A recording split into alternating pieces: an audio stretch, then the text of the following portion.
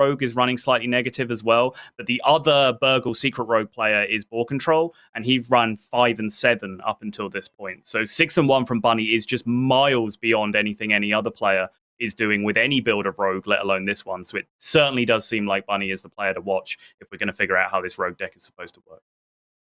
Yeah, we do see those players getting ready now, and the famous couch that Bunnyhoppor no doubt took a lot of naps on during the last Masters tour when, for us over in the European-ish region. It was throughout the whole night, and Bunnyhoppor looked quite tired during that tournament, so pretty funny in general, but Thijs looks like he's also ready to go. And honestly, this is one of the things that's just great about casting the European Grandmasters specifically. You know, we do believe we have the strongest region, the highest density of good players. And honestly, these are just two all-stars. Thijs, you know, one of the all-time greats and has been for years. And Bunnyhoppor, maybe one of the most impressive players we've seen, honestly, kind of come out of nowhere. We cast the first champs that Bunnyhoppor qualified to. And honestly, at the time, it was like, who's this guy? You know, and now he is deemed one of the best players in the game, full stop. And has the respect to, you know, some great respect of some of the other best players in the world. So pretty impressive that we get to even just see this match on day 2 of Grandmasters Season 2. Yeah, it's absolutely crazy to think, but, you know, we rewind. It's kind of a reflection of how long we've been doing this job, Raven, but you rewind that far back, and that first HCT championship that Bunnyhoppor qualified for, that was the first time we had a truly open system in Hearthstone that anyone was able to qualify for. And everyone expected that the players that were going to qualify through were the players that they'd heard of, because they were the players that they'd heard of. Well, guess what? Actually, those players had just been handed a bunch of benefits up until that point, and there was a bunch of grinders hanging around underneath who were vastly superior Hearthstone players to them. Bunnyhoppor was one of those people, and no one had ever heard of him. We had to do so much research just to have anything to say about Bunnyhoppor whatsoever. But then on the flip side of that, one of those players who was handed every privilege at that point was Thijs, but he has absolutely proven that he deserved to be on that pedestal, because he's one of the few that has stuck around to be an absolute high-level competitor still to this day. Yeah, absolutely huge. Just to watch both these players, but we are getting to the early turns, but don't you worry. If you think we are taking too long talking about stuff and not what's happening on the game, Bunnyhoppor has us covered, because we're on turn 2, and I think we might see the rope. So we've got plenty of time, guys. Don't worry. As he does have some options here. He has the Micro Mummy, has the Hanar just as a tempo play, and also that Secret Passage in hand, ready to go whenever he needs it. So he's going to make the fairly straightforward play of just playing the 2-drop on 2. But for me, Sottle, Secret Passage is a card that you can use in a variety of ways. I've heard some players like to actually just drop it early in some games and just see if you can just get a playable, you know, as a super early play. But in this matchup, do you think it's going to be saved for later when Bunnyhoppor's ran out of resources himself? Or is it going to be used a little bit earlier in the game, maybe to gain an early advantage? It's a good question, because this deck that Thijs is playing is actually capable of putting pressure on the opponent a lot quicker than you might expect. You know, it feels like kind of a control deck. It plays a lot of clears, a lot of AoE. It feels like it has this quite slow game plan of just invoking Galakron and then getting the Galakron down. But it is capable of ramping up the pressure very, very quickly. So if it does so, that might force a Secret Passage, you know, fishing for exactly Blackjack Stunner, for example, to be able to bounce back a huge minion and not start taking too much damage. Otherwise, I would imagine with the hand that Bunny has right now, he feels okay, although it's not super smooth right now. He's missing combo activators for the Miscreant. If he was able to pick up a 1-drop that turn, that would have been really unlocked the potential of his entire hand. But he doesn't yet have enough mana to do something like Hanar Secret Passage, go fishing for secrets, for example. So I'm not sure how much of a payout a early Secret Passage would give him in this scenario. And I will throw it out there, the Secret Passage, currently a terrible combo activator for the Evil Miscreant, as it doesn't quite work like that.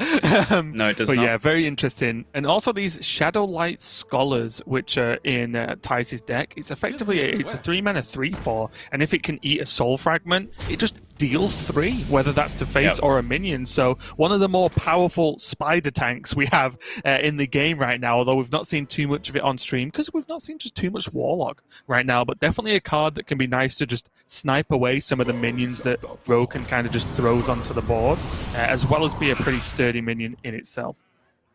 Okay, I'm going to be honest, and this is 100% my ignorance in this matchup because I absolutely haven't played it. I was not considering tempo questing whatsoever, and as soon as Bunny did it, I 100% realized I should have been, because that is just the play. He hadn't seen Soul Shards get shuffled in, right? Which you were talking about the Shadowlight Scholar at a very important time, because it would need to be like Coin, Spirit Jailer, and the Scholar, right, to be able to deal with this from off board on Thijs's on turn with mana, because it's not even like Brittlebone would be able to deal with it because he couldn't change the health quickly enough. No, but there would be a lot of other options, right? There's Nether Breaths, there's 2 Soul Shares in the list. But he just saw Spirits would have done it. Okay, yeah, School Spirits as well. But he did see 1 Nether Breath get used on the previous turn, which I think inspired this turn as well from Bunny. But it was brave, though, because there's still 2 Soul Shares, which is 2 mana, deal 3 to a minion, and shuffle 2 fragments in, which then unlocks the rest of the deck, right? So, yeah, there was... I do agree. I like the tempo play because, honestly, Bunnyhoppor's hand just didn't do much else, as we discussed. But there were risks. There were just blowout answers here. But Bunnyhopper did get away with it, which means whenever you stick a quest in that's that low, you are loving life as a rogue player at this point. Mm-hmm. Ooh, does pick up the Scholar now, though. No Dragon in hand for the Crazed Netherwing activator, so it does look like a pretty obvious Scholar turn. Soul Fragments into the deck. Soul Fragment comes out again, gets destroyed. And just to note as well, this Brittlebone, just in case people haven't seen too much of it quite yet, it has the double benefit in Warlock, that it's, or at least in this style, because not only is your life tap a very obvious activator, but also the soul fragments going off, because they heal you, they also activate it as well. So sometimes you get that as an additional, a little bonus proc, where you don't have to spend the 2 mana to activate it. Right. Again, this hand just not really tying together for Bunnyhoppor. Doesn't have an Evil Miscreant activator yet again without wasting the combo effect on the One Thief. Secret Passage again is a little bit loose at this point, and Shadow Jeweler Hanar once again just stuck in hand, not really doing anything. I guess my question is proccing the Evil Miscreant and getting 2 lackeys actually just better than the One Thief? Obviously, you would rather have them both proc, but I actually think the sacrifice of the Thief might just be worth it. You get the Miscreant on board, you get the 2 lackeys, you can play one of them, and then you can start doing stuff with empty in your hand and go for Secret Passage the turn after. Yeah, she chooses to combo it with the Hanar, which is very, very brave indeed, because that is a super important resource, I would say, for disruption in the deck and just overall value in the deck as well. Like, you do cut down a lot of your maximum value output if you don't get any value out of Shadow Jeweler Hanar this game. Many possibilities.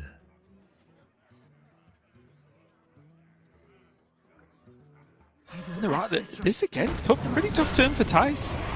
He had a lot of options there. You can put more soul fragments in the deck with the Spirit Jailer. The Soul Share would have been able to help clear off, say, the 3-1 or help trade into the Hanar if he's that scared of it. Instead, he just went for the Galakron Invoke, which, with what's on board, Sol, actually was the most surprising play for me for Thijs to go with. I actually thought he would have respected this Hanar a lot more than it looks like he is doing. Well, I think Thijs recognizes that Bunnyhoppor's plays are looking quite awkward right now, so the one thing he doesn't want to do is give him more cards, and there's dirty tricks in play right now. So I think Thijs is quite happy just developing minions because he's seeing how ugly the turns look for Bunny, right? Like, he probably knows there was no secret in hand, or else why would Hanar just have been tempoed out like that as a combo activator? Probably knows that the hand isn't very smooth looking with, like, vendettas and so on, because otherwise his minions would be dying a lot more rapidly than they currently are. So I think Thijs' #1 focus there was just, all right, fine. Like, if your hand's bad, I'll just let it continue to be bad and keep developing minions. Right, and we even saw the nod from Thijs on screen there when he saw the secret get played. He obviously knew it was from the lackey, and as you pointed out, I think he was aware of all the things you just said, and then he went, oh, you got a secret. That's unfortunate. It happens. Yep. And then moved on. But that did activate Bunnyhoppor's turn. It really gave him a good option outside of a couple of lackeys and one thief to try and fish for something. And this does mean it's got a few selection of secrets. Can you just double check? Because I was just looking at a deck list, but he did go for Never Surrender, right? Yeah, Never Surrender, yeah. You did? Okay. It's normally the one you go for, but I just wanted to triple check before I assume. He has Ambush, Dirty Tricks, Never Surrender. And a Pyroblast as well, just in case.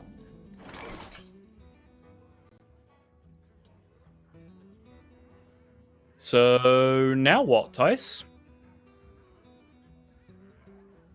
You seem to be in a spot of bother.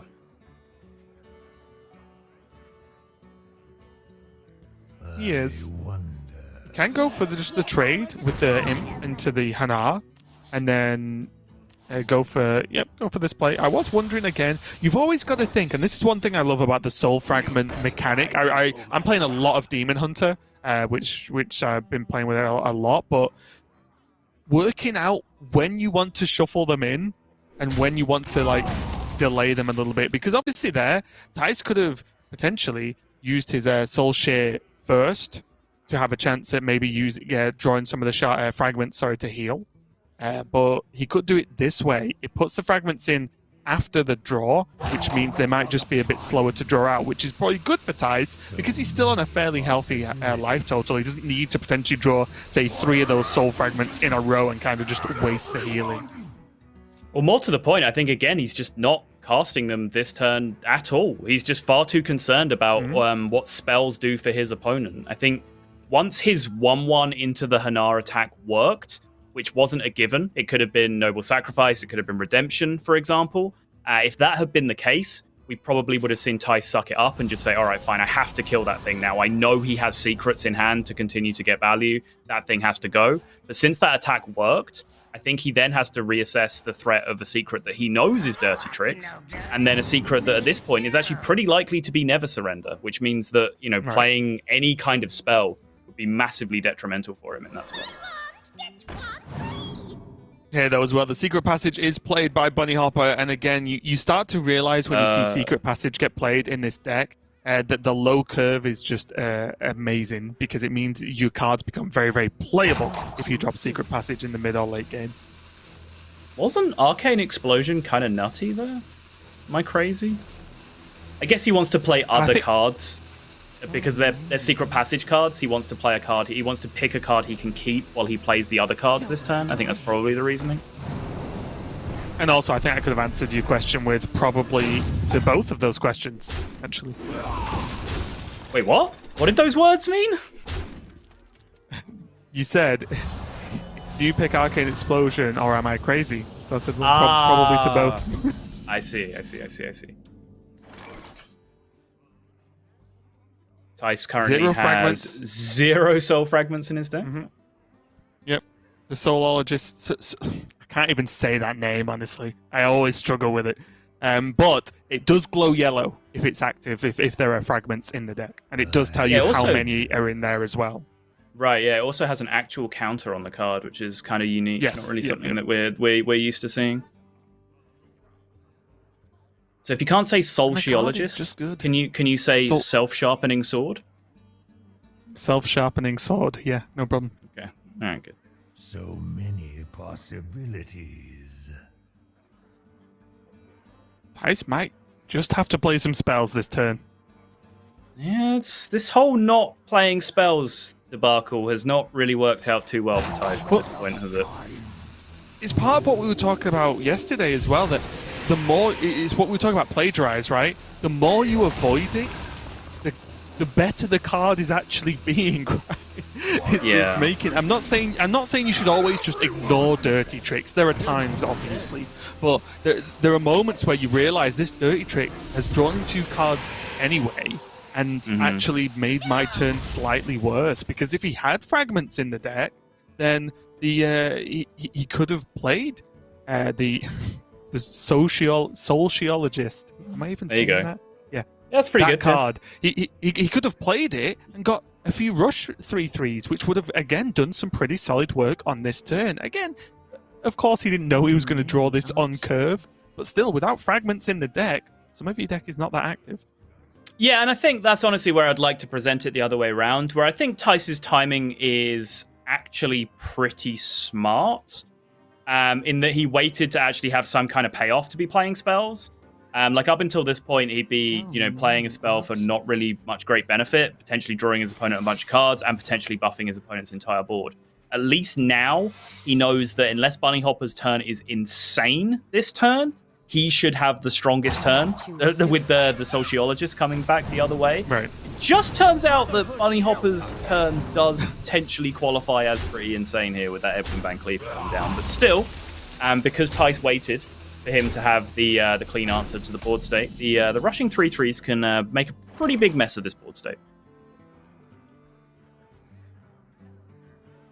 Also, there's just you've still got to just consider life tap and then brittle bone, right? Like, Yeah. Does that actually ever work out better? I'm not saying it does, but the fact that Thijs now has access to not relying on an early fragment draw and just saying, well, actually just life tap, insta-kill the Van Cleef, and then is there ever a world in which the rest of the board can just be left alive? And I think that's the problem. Like, probably not, because if any of these get shadow stepped, then things are just going to start looking progressively worse for Thijs. Yeah, agreed.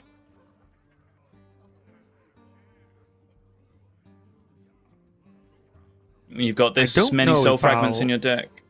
You should probably just take advantage of them now. Because obviously the life tap Brittlebone turn, like you could just start chaining some soul fragment draws off the top over the next couple of turns before you end up actually getting value. Like this just seems too powerful right now to turn down. Agreed. And I don't think I'll if this rogue deck sticks around, I don't think I'll ever get used to just seeing it like beat someone up. It's like you don't play any cards. It's like, there are pretty much no minions in the deck. What's going on? The other reason to go with this defensive over the Brittlebone, by the way, is exactly that, the plagiarize that you see going off there. Brittlebone Destroyer, actually a usable card for Rogue because of Dagger. And the text reads exactly if your hero's health has changed this turn, which, yep, Rogue is quite capable of doing that, thank you very much. So you basically give them a more efficient Vile Spine Slayer in a lot of situations, as opposed to this way around, off the plagiarize, you give them the Sociologist, which is absolute garbage for them at this point in time. Yeah, if anything, it's just a target for his Witchy Lackey he's got in hand, right? Like, just drop it and then evolve it into an 8-drop. That's probably just as good as it's going to get. Yep, absolutely. So many options. I think if there's any Dragon's Horde shenanigans that could get him on the Soul Shard train. I don't think so. There is Rogue. He could just steal cards that generate the soul fragments. So exactly. There's always a way. There is not a great deal of time for Bunny to be getting on with this. Does not take the Refarm bait, takes the playable Hearthstone card instead with the Mind Flayer Kaj. Does get a 3/3 with Rush inside his Kaj right now, which is honestly pretty strong. Did Bunnyhoppor get everything out though? I think he did. Isn't that Ferrocat generated as well? Well, Ferrocat's a secret passage card, right? Okay, he did get it out. The best Pharaoh Cat card actually going into turn 10. Yeah. There is the question there of if and whether Bunny should and wanted to find a backstab target that turn. Because sorry, that was a very complicated, multi-claused question. So essentially, backstab didn't do anything for him that turn, is my point. But there is still an argument to say use the backstab so it doesn't get shuffled into the deck, because backstab is not a very impactful draw for Bunnyhoppor right now off the top. So whether or not he could have found a relevant target to throw it at is a reasonable question. It's true. I would argue it's not a bad card, though, since he has 2 10-mana options, so at least he can cast backstab if it's drawn off the top. Sure. Yeah, no, good point. And this is actually this is kind of funny that he has these 2 big 10-mana like power plays, and they're both good in opposite circumstances, right? Like obviously Pyroblast can just end the game if he sticks enough damage on board, and if not, he can put a minion on board that probably does threaten a Pyroblast lethal next turn again. if it's not dealt with, and he does get the backstab. Thijs, though, does have access to Plague of Flames and plenty of Galakron generation, which means more imps, which means an easy board clear if and so he needs it.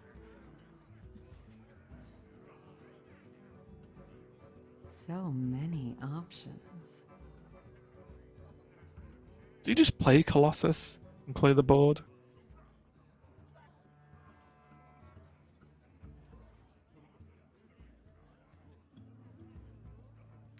I mean, it looks fairly powerful.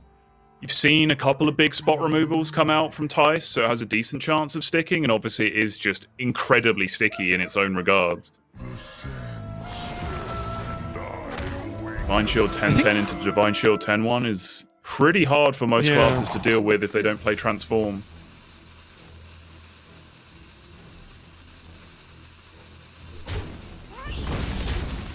Ooh, just gonna go face.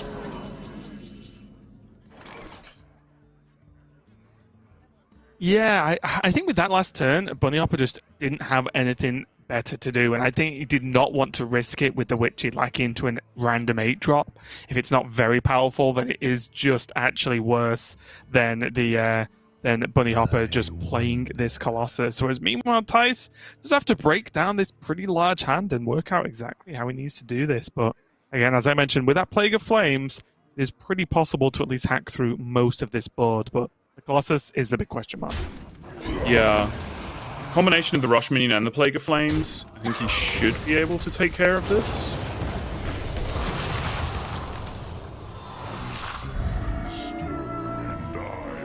Yep, gets his Netherwing down along with the Shadow to be able to play. Because there are souls in the deck again, any card that requires a soul fragment to proc an effect does glow. So you have that easy little signal there, but he's actually going to go for the Devoted Maniac instead to clear off this Colossus of the Moon. And now Bunnyhoppor's going to be back to the drawing board to see what he wants to do this turn to set up. He is only effectively 4 damage from lethal with his Pyroblast still sticking around, but it's not that obvious into how he gets there. Maybe even the flick for the Netherwing and the Witchy Lackey this turn is an option. There is Dirty Tricks and a Blackjack Stunner, but I don't think the Netherwing really is a target that he wants to bounce when he knows there's already a Dragon Activator in hand.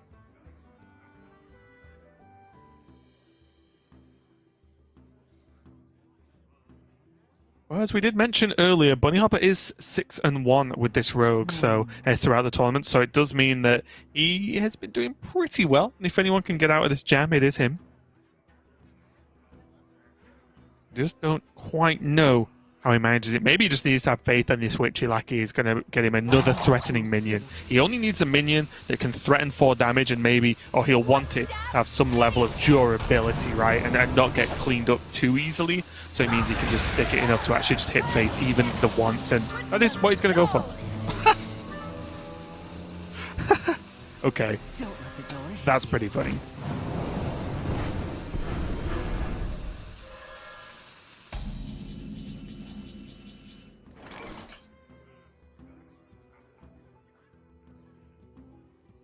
Sorry, just scrabbling with some audio There we issues go. there. I should be back now. Do you hear me okay?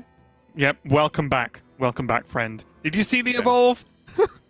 I didn't. I missed most of what happened in the last, like, 2 turns. If anything so- important happened.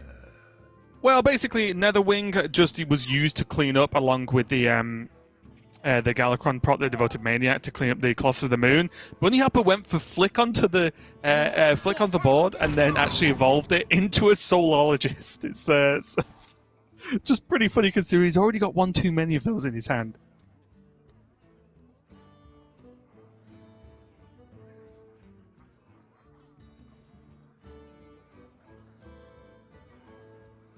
Almost out of time. So many possibilities. Right.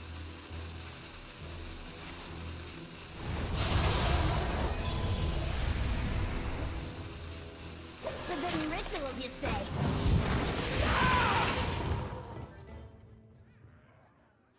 To fatigue itself.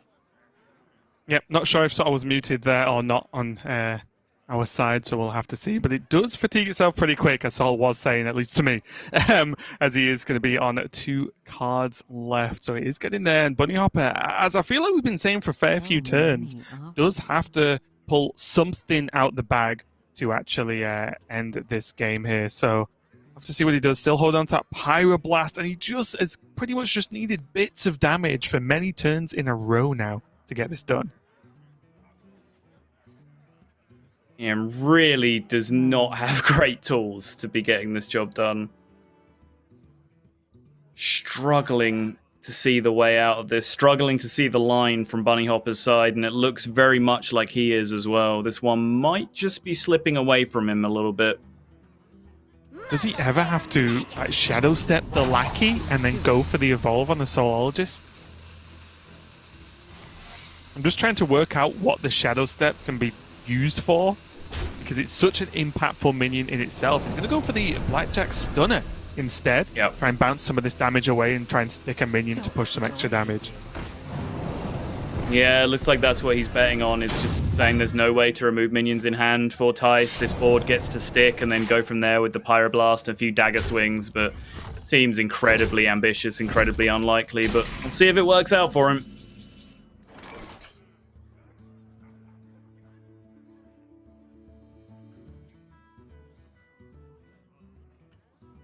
Netherwing. Going to be used to drop down there from Thijs, clean this up. It does do some damage to himself, though, and, you know, Thijs isn't aware of this, but we have been staring at that Pyroblast for a few turns now. So it's pretty crazy overall that he's now only effectively 2 damage safe from lethal on his end. Thijs does have access to some form of healing in the with the Alexstrasza next turn, and a backstab number 2 from Bunnyhoppor is about as worse as it could have got. Yeah, and I think Thijs might be developing a pretty good read on what's going on. So Taunt Minion in the way at 12 health, I think he probably has the situation solved from that point, and is what is a game 1 that might have just been about the same length as the entire RDU Blythe series. Thijs is going to go up 1-0 there, and again, the rug seems to be struggling. The rug needs a broom, is what it needs. But the rogue seems to be the rogue seems to be struggling, even though, as we said, Bunnyhoppor seems to be the player to watch into how to execute it properly. And because he is 6-1, whereas every other rogue player is running at a negative win rate in week 1 so far. But despite all that build-up, despite all that fanfare we gave him, he wasn't able to execute. But he is potentially still going to have some more opportunities in this series to show us how it's done with rogue. Right, and on the flip side of that, Thijs, one of the few players we've seen with Warlock get to this stage in this week's of Swiss, just ticks that box, right? Gets the win with the Warlock done. Now he's going to go back to the Druid and Mage. But before we get into that game, we're going to go to a quick break while we set up the next one and make sure the players are all good and ready. So don't go anywhere, and we'll be right back with some more Hearthstone Grandmasters.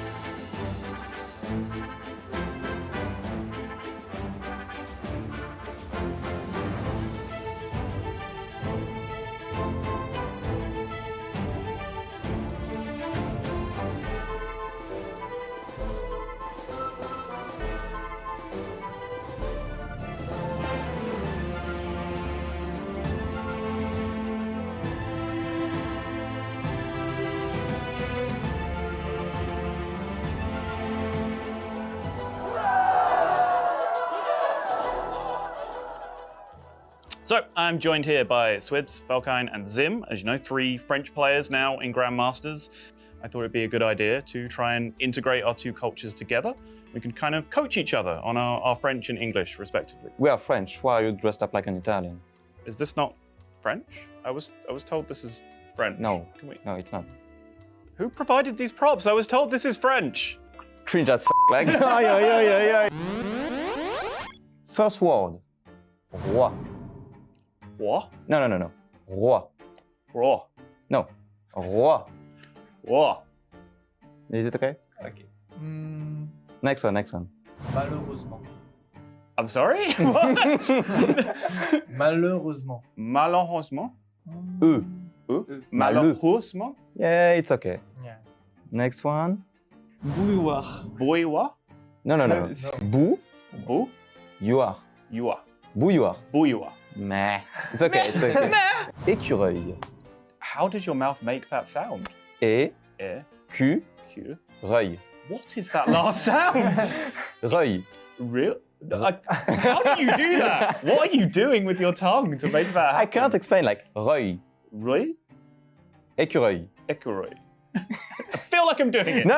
You're definitely not doing it. Okay. Last one. I'm ready. Cueillir. Que. Que. Yir. Cuir. No. Que. Que. Yir. So year as in just like a year? Yeah, 12 yeah, months, a basically. year. Okay. Que. Que. Plus year. I'm scared. Just try it. Queer. No. No.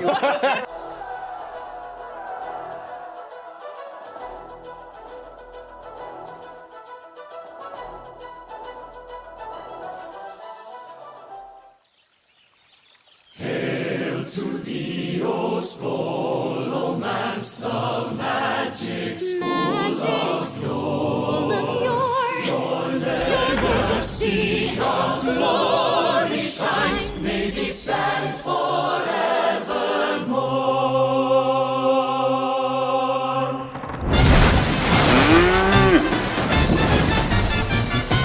Your place where magic bends to your will, but you'll have to study hard. So many clubs and colds. Excuse me, I misspoke. Take your pick out in the yard. Test your brains or blow their spells for a double major honor roll. Just be sure to stay upstairs in the hall. Those troubles on to steal your soul. They're kidding, of course. Dear Magic School, we vow to stay right and true. Us always. We love you. Hey, USA!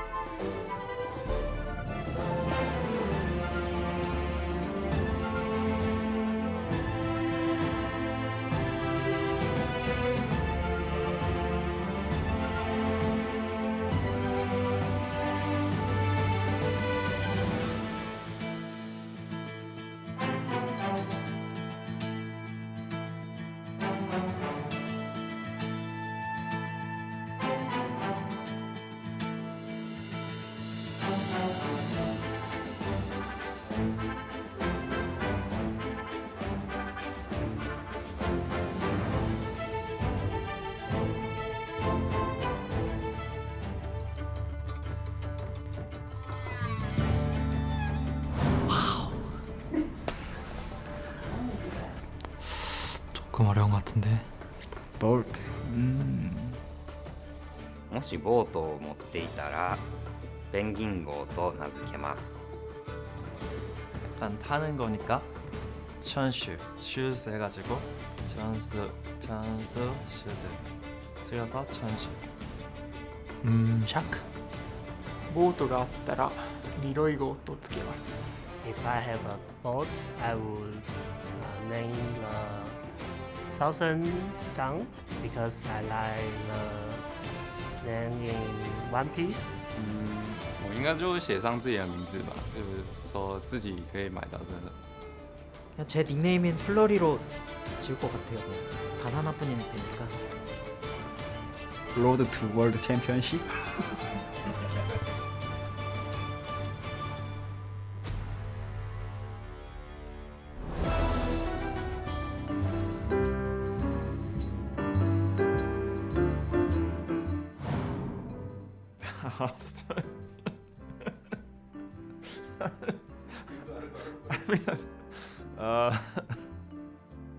I'm so bad at this.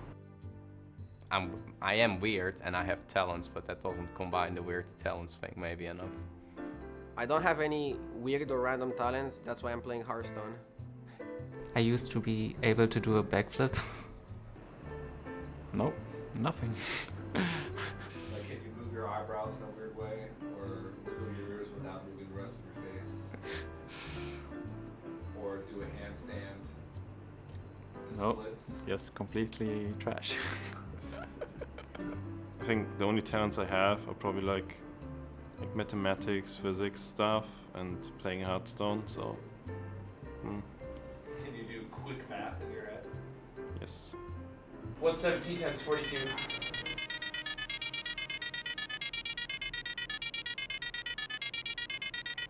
$874. I didn't check if it was right. Wait, that's not right. You couldn't have asked me this yesterday. It would have been a lot easier.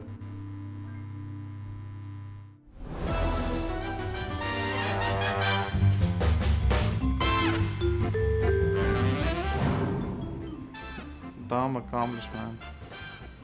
I don't think there really are dumb accomplishments. I think if you decide something is important and you work for it and you achieve it, that is important. I once stayed up for, I think, like 50 hours? Doing what? I don't remember. That's what usually happens when we go stay up for Yeah. 50 hours. I was able to win a game of Hearthstone as mage with clockwork automatons. So you would just double the damage of your hero power 6 or 7 times until it's 30, and then you ping your opponent and they die. And I was really proud of that. My hallway back at home in my apartment, some of the light bulbs have burned out, and I was able to go to the store and purchase a light bulb. The wrong one, but I still managed to make it out of the house and back, so that was good. Ese es fácil. Mi mayor logro medio tonto que estoy orgulloso es haber llegado a leyenda en Hearthstone.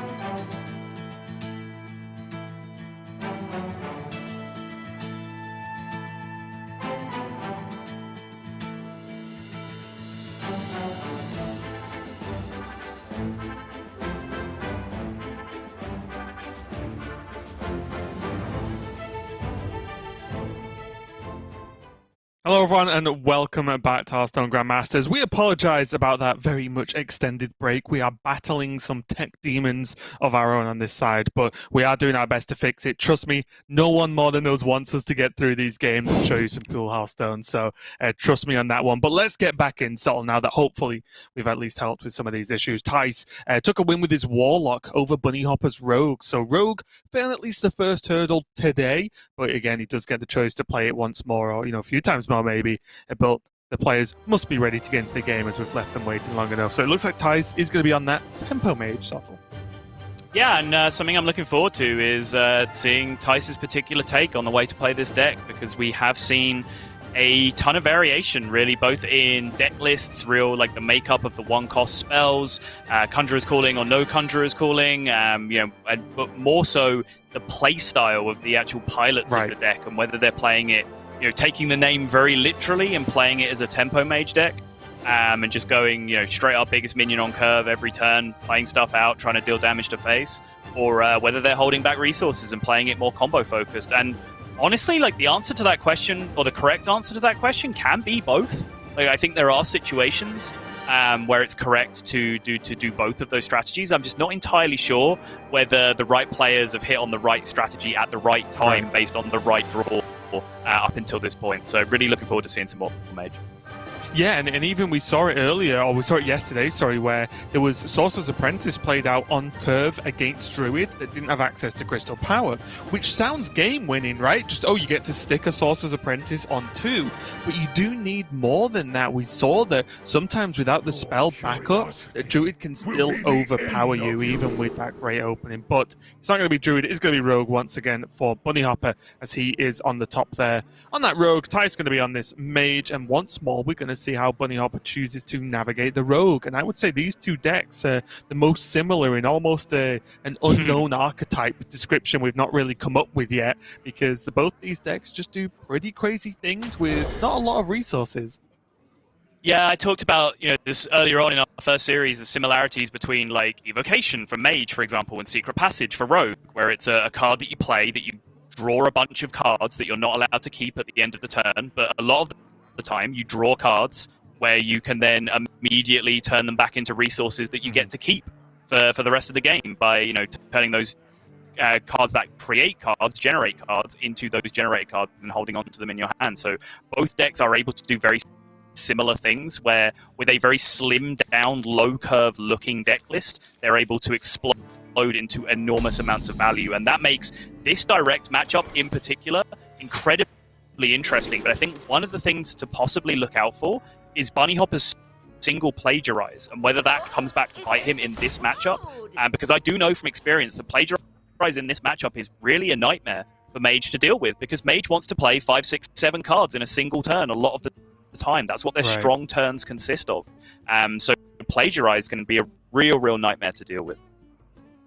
Okay, it's opening hand. Thijs does have two of the good cards, right? The Apprentice, of course, insane. The Cyclone there, but we have seen openings already that look similar to this, but then haven't had the spell draws, right? And so the card is fantastic, but you need the spells to back it up. Meanwhile, Bunnyhoppor going to go for this coined out Cult Neophyte to be able to either kill this potential lab partner, unless there's a ping this turn, or just slow the crazier turns down. Even now, Thijs could have gone Sorcerer's Apprentice into the mirror image with that draw. Now he can't, just because this Neophyte.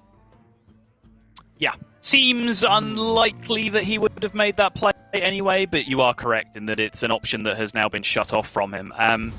The other option is he could still just play the mirror images there just to protect his spell damage, but he doesn't have payoff spell damage in his hand. So yeah, I think I'm okay with just denying the threat of the Cult Neophyte, because you saw how much of a problem it was there for Thijs on one turn. If Bunnyhoppor were able to pick up a value trade with the Cult Neophyte and then just Shadow Step, play it back down again, for example, on the following turn, alongside one Thief, then those problems are just going to compound on themselves for Thijs in the coming turns.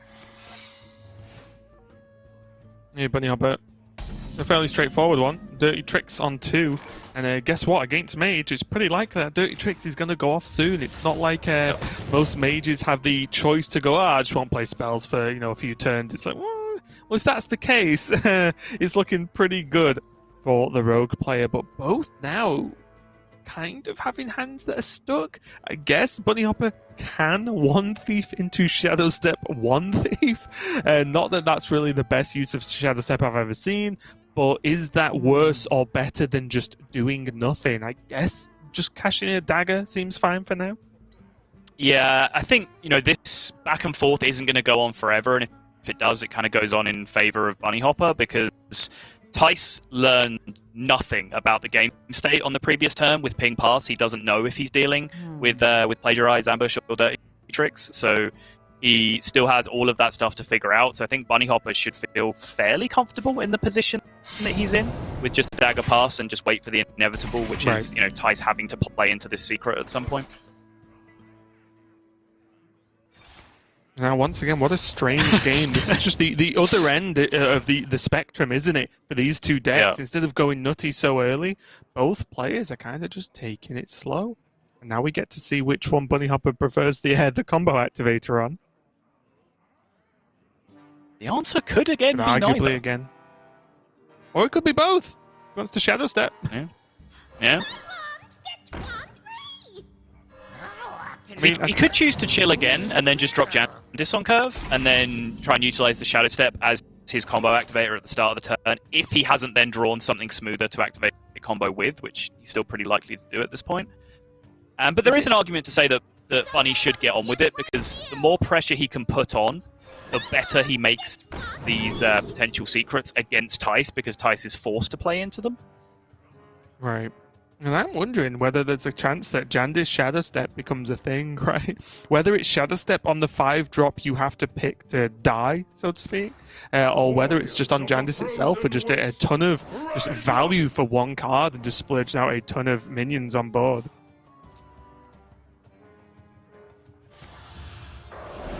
Thijs, now having learned that it's Dirty Tricks and not the Plagiarize, is free to develop the rest of his turn here. Yep, and now we're going to see what the Cyclone is going to offer. Not too bad, actually. His Font of Power is pretty nice as well. Wow.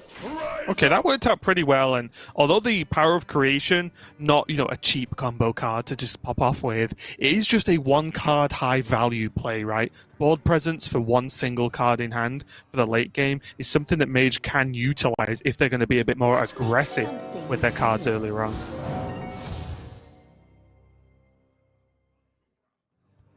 Stowaway and Phalanx Commander. This is, again, because I mentioned Shadow Step, this is where maybe you take a little bit of a longer thought over which one you actually pick, because you could pick, the better one to Shadow Step and just do that, but with neither having really mind-blowing effects, battle cries, death rattles, whatever, then I do agree with Bunnyhoppor here. After, just glancing at the cards, you go, actually, just playing Jandis again is probably just better than having any of those 5-drops.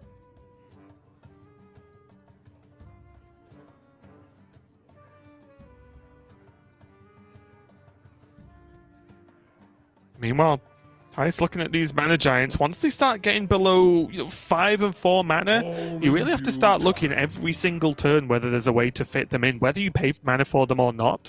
This is the part of the game, the mid game, where you really want to get these giants down now if you have 2 in hand, because they are susceptible to that flick that Bunnyhoppor is running. If you get them down early enough, maybe you just dodge it. Yeah, and I do have big questions about whether or not that flick belongs in this deck or not. Remain unconvinced by the presence of Flick Skyshiv in this super low curve deck. But yeah, worth mentioning, I keep referring to the deck curving out of 4, which isn't entirely true with Bunnyhoppor's version, because he does have that one additional late game card thrown in there.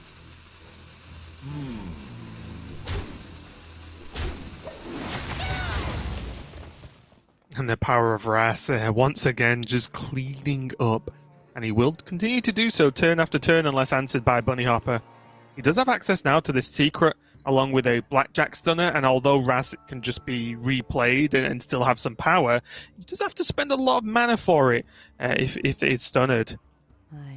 Or he could just try and get to... Can he get to the Vendetta doing a good enough job here? Can't, right? Nope. Bit of a tricky turn. He Maybe it's a can- Jandis and then review. So many. Yeah, he could like Jandis and then Shadow Step some card that he generates into his hand to make his Vendetta cost 0, but seems unlikely.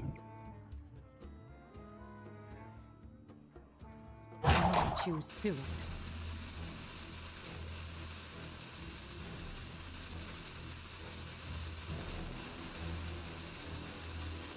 Does have to wax the dread from the lackey, and I do wonder there. I think Bunnyhoppor was just considering that whether he can just play the Waxer Dread or whether he has to go for something a little bit wider with that Jandis. But I do think just about the Waxer Dread's good enough to just drop on the board right now. Yeah, I think just about is a good way of putting it, because this board state, when you leave spell damage Raz just stuck on the board, this can snowball enormously quickly on the other side, which it absolutely is going to. Right. Oh, Devolving Missiles. That's a good pickup to help with this Waxer Dread if Thijs deems it enough of a threat. Like, is on the rogue on this many cards, the Waxer Dread being shuffled in that big a deal? Maybe? I'm not really sure, honestly, but still, it is a good tool just to say no to a couple of these more awkward minions. I'm going to be honest, I was really eyeing the Pyroblast there. Bunnyhopper's at 23. You have 5 damage showing that can go face if you want it to. Another 2 from the Raz at the end of the turn, and you're playing 2 8/8s this turn, and you're going into turn 8 next turn. Not even that far away from being able to cast it. Did look like a pretty strong game ender from where I was sat. Is Thijs just thinking about this Jandis, though? And just thinking, like, what if? What if there's something really good summoned from this Jandis? He knows in hand. Maybe he just wants to devolve to say, this board is so good that as long as something just silly minion doesn't come out and stop me, like an awkward taunt or a death rattle into death rattle taunt, then I should win. And in that case, Devolving Missiles most likely deals with the issue. Wrathspite Brute, not too shabby. Ooh. Wrathspite Brute is way above and beyond not too shabby in this scenario. Because after these Blackjack Stunner Shadow Step comes down, it's just going to be small minions that are left remaining on Thijs' board, which means that Wrath Spike is going to clear up essentially everything. Choose soon. Don't let the door hit you.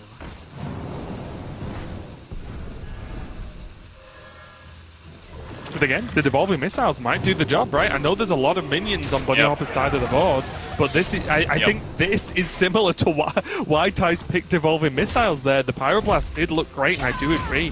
It would have put him very, very close. But this is pretty much that nightmare scenario I outlined, where Bunnyhopper makes it happen and generates some taunts on the board. So he does have to consider how is the best way to go around this, and it will actually make these Giants 0 again. Well, here's my question. Is it Devolving Missiles? Because Power of Creation also makes the Giants cost 0.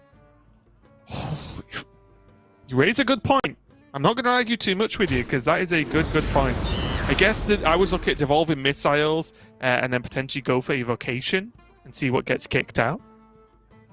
But Power of Creation is pretty solid. As I mentioned earlier, it is just a good set of cards, and there's... Okay. Oh, they're going to be tough to deal with.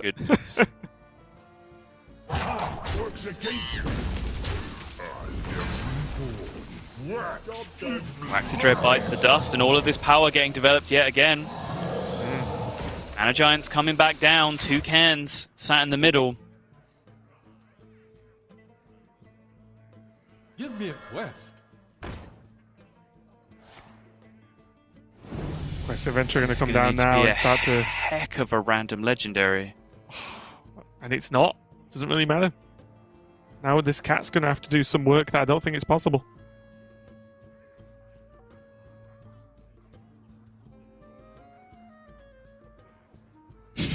Thijs just chilling as always. Sip of the tea. Assess the situation. Situation is good.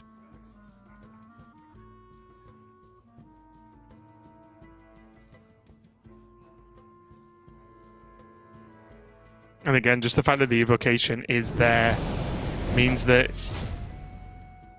he could do anything next turn. He has, what, effectively 8 mana to play with and a reasonable amount of cards. He could change that equation just a little bit if he goes for this Devolving Missiles first, if he feels it is required. There is now the quest in to hit, which is going to be pretty decent. And again, the Wrathspike Brute would be a good target, as long as it doesn't devolve into another taunt, of course. But it does give him 1 more card, but 1 less mana for the evocation. And I'm sure there's somewhere, or some super clever person is going to start making a generator of how good, what's the ratio for evocations to get like the best outcome in each scenario. Sure, But, yeah. But still, so I'm sure there's a way to do it, right? To say, okay, well, if you want AoE, you want this many cards with this many mana.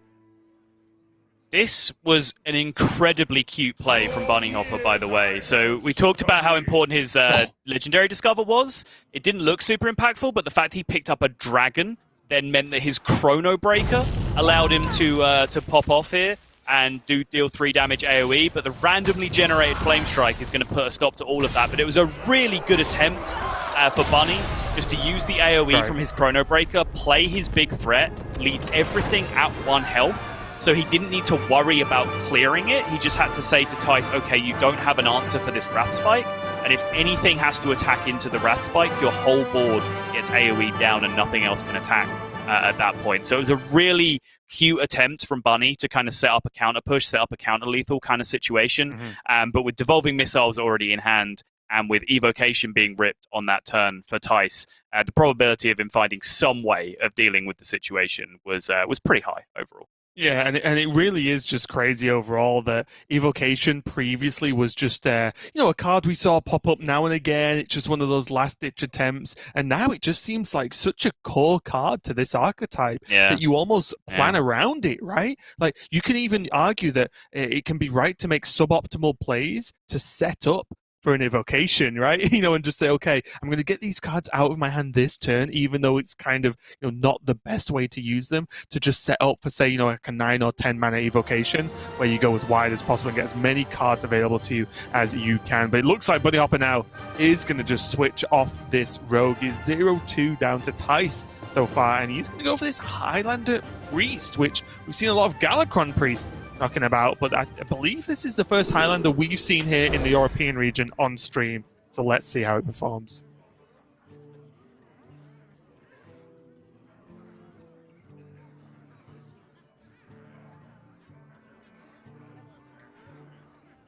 Looking at these opening hands, everyone's favorite Mindrender Elucia is there, which means that, so I saw some tweets earlier saying Mindrender Elucia, best 2-drop ever made, and in not all matchups, not blindly of course, but the sheer power of it being played on curve is insane. But do you just want to break down, because I think a lot of people just autopilot to a combo breaker card or a card you play when you have no cards in the mid or late game, but why would people play this on 2? Because, a lot of times, so if you're going first, for example, you play it on 2 against a deck that does play cheap cards and does rely on the coin, for example. Like, say, a Tempo Mage, you play it on 2 and you coin something out and just throw out some of their 1-cost spells early on in the game. You can absolutely tear them apart. And that's kind of the point, right? Is if you can play it early and then also play out your opponent's best early tempo cards, either on that same turn immediately or on just deny it from them playing it on the following turn, that can just be enough to set you up from the game. So yeah, I think early plays is something that people are getting more and more used to, because you're right to say that the instinct early on was that it was kind of a late game combo breaker card. But even here against Druid, there's some value in the early game of just playing it on 2, playing it on 3, whatever turn just so happens to line up into disrupting their overgrowth turn, disrupting their lightning bloom pop-off turns. That's a real possibility as well in the matchup.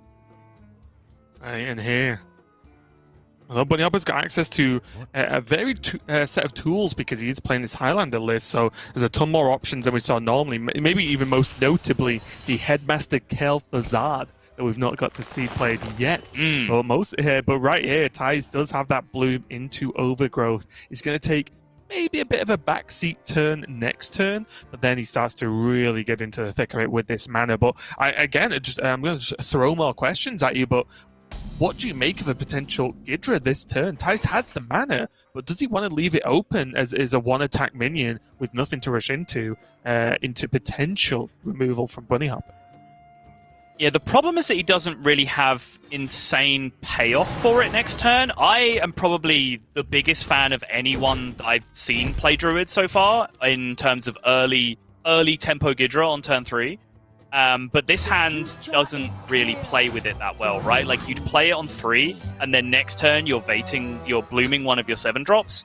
So the Spell Burst goes off on the 0-cost Lightning Bloom that you play on the start of the turn, and you gain +0/+0 for your Wind Fury minion. But in theory, I do kind of like it against Priest, because it's a point I made numerous times yesterday, is they are starting to get real greedy with the amount of early game removal they're cutting out of their deck, and they do perhaps need to be smacked by a few early game minions just to get some sense back into them to make sure those penances and so on come back into the deck.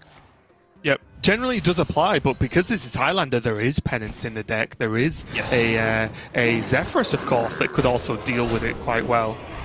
Now we are going to see, I mean, Bunnyhoppor, I think his face summed it up when he played the Lazul and saw that, oh, the hand is Bloom, Overflow, Guardian Animals. That's annoying. So he knew what was coming. It wasn't too much of a surprise this turn. And yeah, another Guardian Animals here. And although I will say in my recent games of Druid versus Priest, I have been a bit surprised at how well Priest can do.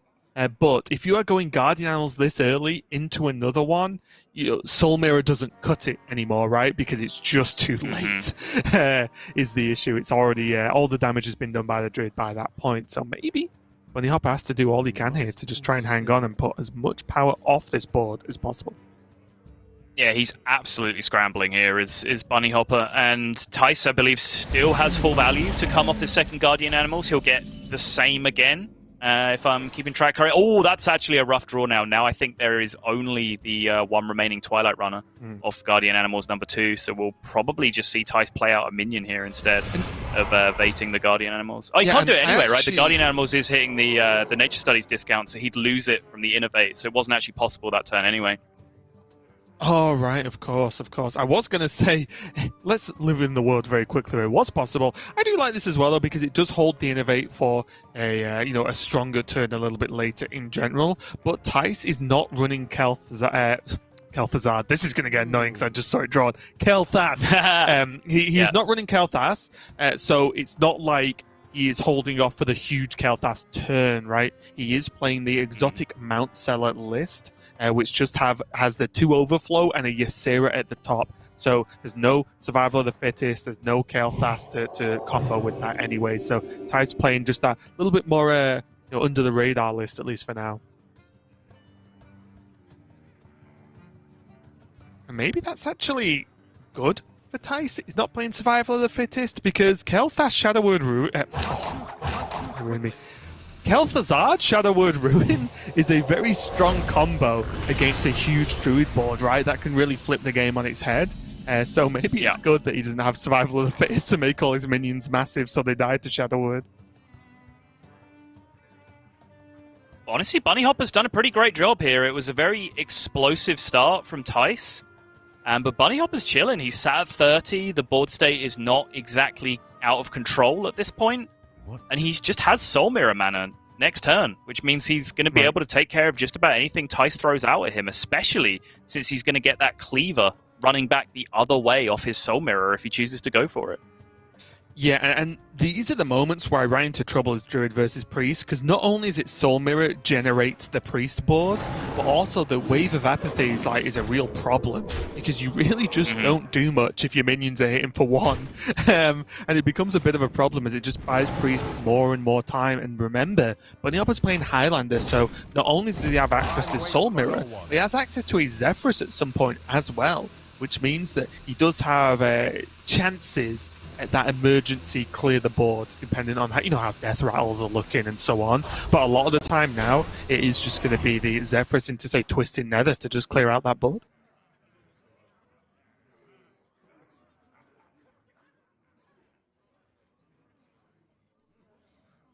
think this Iron Bark usage for Thijs is paying heavy consideration to coin Soul Mirror here. Means that it really doesn't achieve a great deal. The Lake Thresher will cleave and take care of the Porcupine, sure, but then the 6/7s will crash into each other, and Bunnyhoppor will be essentially passing from that point and leaving 2 huge minions up on Thijs' side. So Thijs has engineered a board that is actually pretty resilient to Soul Mirror after me saying quite the opposite just a turn ago.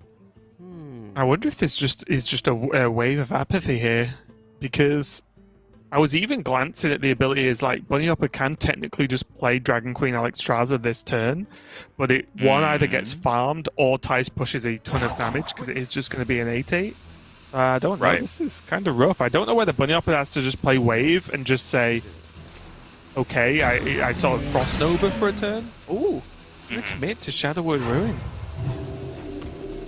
I mean, the card draw is almost just as important as the damage that you'd be taking, right? Like, Wave of Apathy doesn't really solve the whole problem.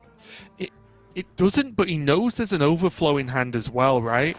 So although he doesn't have to pay mana, he doesn't have to pay mana for that card draw because it's in the minion. He knows there is card draw, right? It's not like he's planning on starving Thijs out in case double overflows the bottom 2. That's a good point. And now he doesn't have the Kel'Thuzad combo, or the strict one anyway, which is the important part, of course. Yeah, obviously.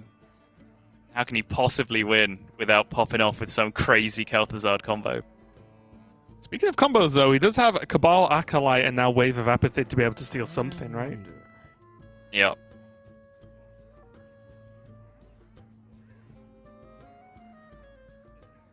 But again, he won't want to play Mind Render that soon because it will give Thijs just an Alexstrasza to dump down. And whether it's active or not with 10 cards left, it removes it from Bunnyhoppor and it's an 8/8, right? Wait, so even as just a minion.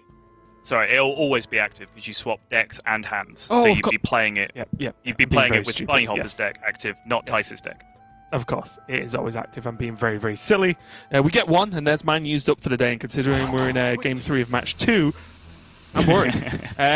but yes, of course. So it does mean that the Alexstrasza would just be too good to give him there. So it does look like we are going to see the Cabal Acolyte. A little cute combo there of just stealing a minion, and I think he will be hoping for that Ghidra. Dance, puppet, dance. Dance, puppet. I'm so surprised this combo worked. Like, I was looking at it when it came out, like, oh, is this going to be like the new Trolley Priest thing that we're just going to get hit by every game and it's going to feel super bad? And then I sort of thought about it and was like, nah, it's probably not going to work because Priest just doesn't draw any cards, right? So they're never going to be able to line up that 2-card combo against you consistently enough for it to be a big deal. But, like, I just did not predict this, like, dragon-based build that uses, you know, Clerical Scales to discover spells, and then that's all the card draw that you ever need in your deck, so that it does actually happen really, really regularly. It's so powerful when it does work, because in a scenario like this, sure, Bunnyhoppor didn't get the most threatening minion, which you might think, well, he didn't get the most threatening minion. Maybe he gets punished really, really hard for that. Well, no, of course he doesn't, because you still Wave of Apathy all of the other minions, even if you don't, like, straight up steal the best one. So you buy yourself that turn anyway. Yeah, like the taunt, the 2/6 in itself often does not die when it's played, so you're looking pretty good no matter what.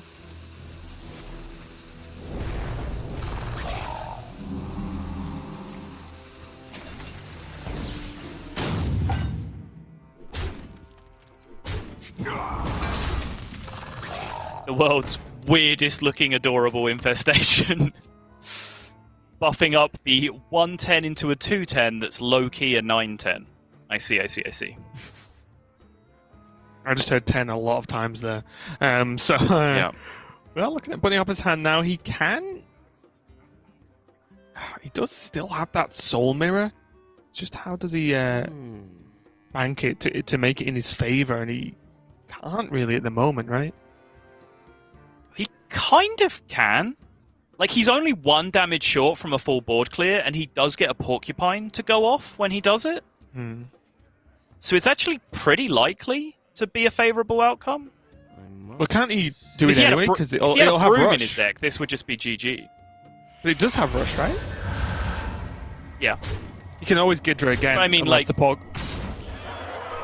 I mean, like, if his 1/1s, for example, was surviving, because, Right, like, the explosion went off and cleared the things, then you could rush the 1/1s in, although it doesn't look like the sequencing would work out like that anyway. But yeah, it's all, essentially, my point being, it's always a pretty clean board clear, no matter what happens.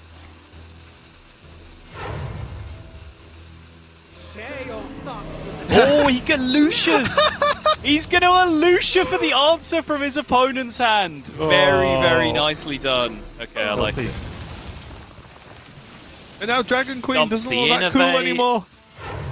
Yeah, dumps the Innovate, drops the heal to get his minion out of range. Very, very nicely done. Nice. That's all I've got for that turn, honestly. Like, I did not expect it. I saw the Moonfire get cast and was like, wait a minute, and then realized what had to have happened for Moonfire to be cast there from Bunnyhoppor.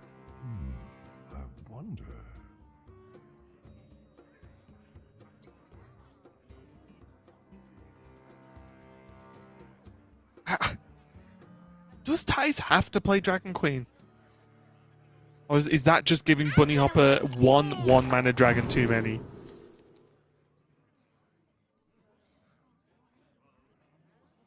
Well, these suck, so you probably just take the suckiest one and leave it in your opponent's hand.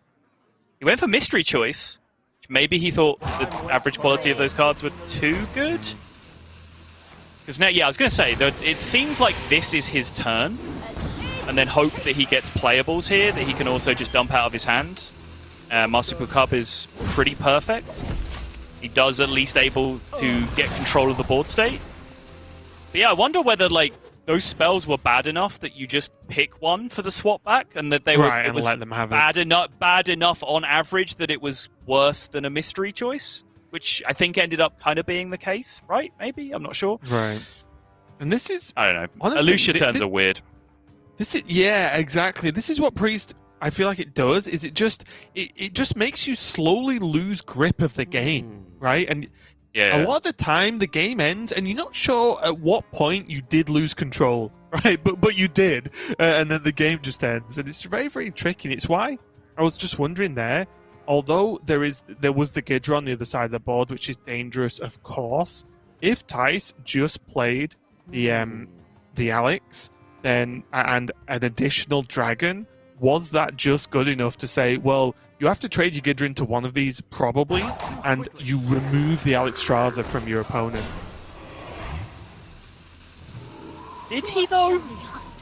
Would he have had to trade? Because you'd pass the turn back to them with the worst of the two 1-mana dragons. You'd pass back to them, right? Yes. So they then get to play the worst of the two dragons and hit you in the face for 18 if they really wanted to. I think they can hit you in the face for 18 a lot of the time if you make that play. You do have an 8/8 plus the better dragon on board at that point, though, right? Yeah. And you know you're giving them back tools that don't kill the dragon because you're giving them back the hand that you have. I don't know. It's just an interesting thought. That's all. Yeah, it's possible. I mean, I'm definitely not denying it out of hand. Like, you might be right. Oh, okay. Oh, well, these 1/2s are the Varanus. best cards in the game. Hello. Yep.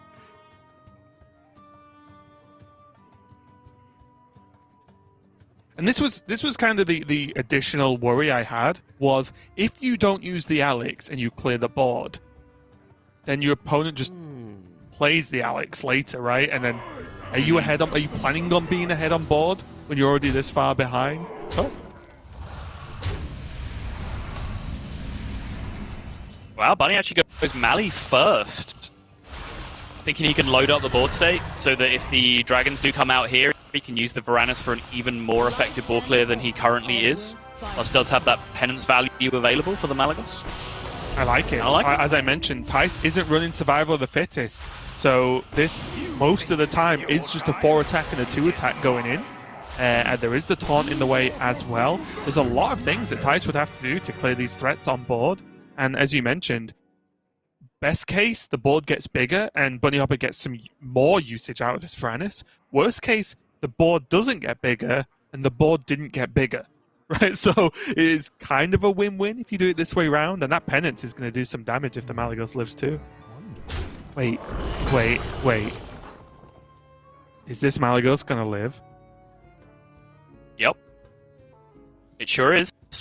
So Kel'Thuzad penance gets the job done, and you can just pick a minion to take. Yeah, I think Bunnyhoppor might have slightly bigger issues than that with the size of the board that's still present on the other side. There are no bigger issues than trying to work out what the coolest play is, okay, Sol? That should be priority one. Alright, fine.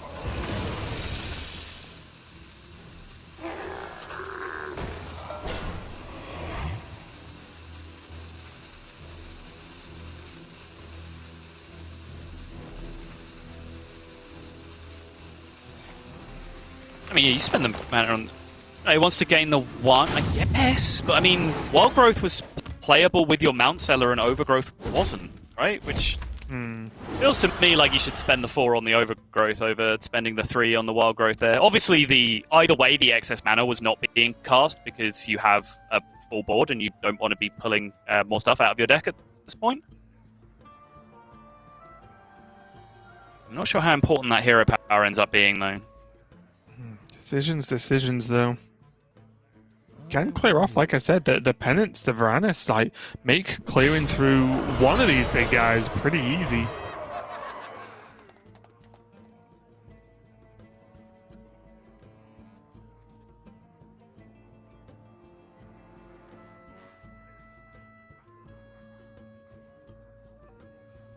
That Silverback Patriarch is kind of troll, gonna be honest. You can steal it, though. You can. But that does lock him out of that Kel'Thuzad mana that you've been so excited about. It hurts me to say, but he can steal it and then just Varanus penance if he wants anyway. Yep. Oh. Bunnyhoppor knows where it's at. But yeah, I think like he has to do this, right? Because there's just too much power on the other side of the board. I think stealing the tiny Taunt and then removing as much as he could from that position still just left him kind of dead. Yeah, this is very nice though, because again, it's the question but backwards, right? How does Thijs do this? Because he doesn't have access to a Varanus. He doesn't have access to, maybe Kel'Thuzad and a generated removal, a Zephyrus or anything like that. He's just got plain old Druid cards, and when they're normally quite powerful, they're not that good at huge AoE clears. I'm almost out of cards.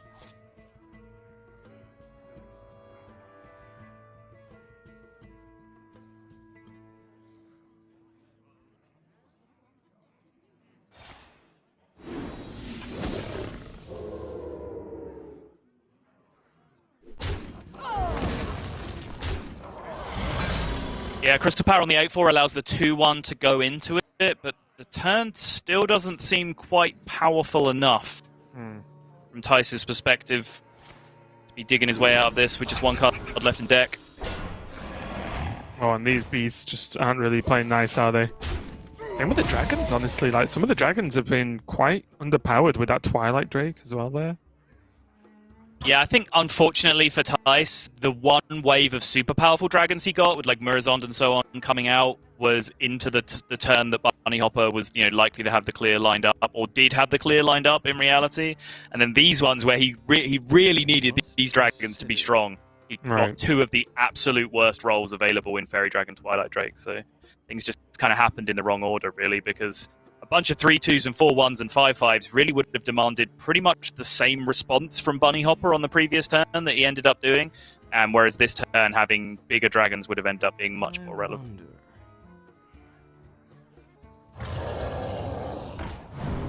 Twin Tyrant going to come down here from Bunnyhoppor, and there's a lot of good targets here, pretty much any of them that aren't the Mount Seller, and you can even argue that hitting the Mount Seller would also be fine, because it makes that trade cleaner. So there was a win-win-win-win-win scenario there. Oh, Bunnyhoppor with the Tyrant. Not a lot to follow up with though, but 130 health and still sticking some minions on board.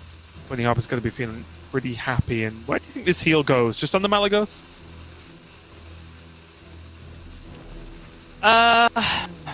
It's possible it might be on the Headmaster, just because that's the easiest trade break point for the Porcupine to go into. I think think 5 on the Mally is plenty, and there's no real reason to get baited by the Mally at this point. Like, it's kind of just a max health 412 dragon at this point, right? Like, it's not doing anything super exciting for you.